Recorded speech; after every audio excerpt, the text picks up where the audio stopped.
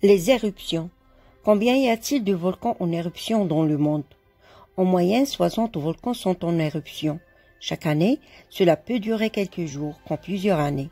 Certaines éruptions sont minimes, mais d'autres peuvent rejeter des gaz toxiques et des cendres en grande quantité.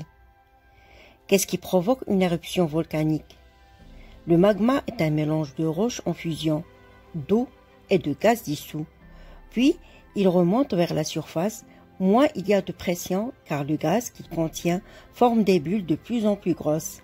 Le magma devient donc moins dense, mais son volume augmente et provoque ainsi une éruption lorsqu'il sort de la cheminée. Qu'expulse un volcan lors d'une éruption? Lors des éruptions explosives, les volcans expulsent de la lave, des gaz brûlants, mais aussi du magma.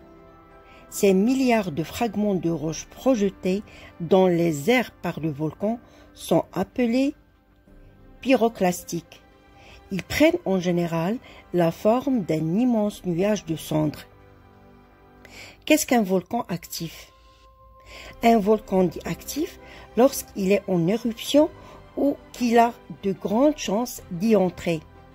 En revanche, un volcan est considéré comme endormi lorsqu'aucune éruption ne s'est déclarée depuis longtemps. Cependant, il peut encore se réveiller.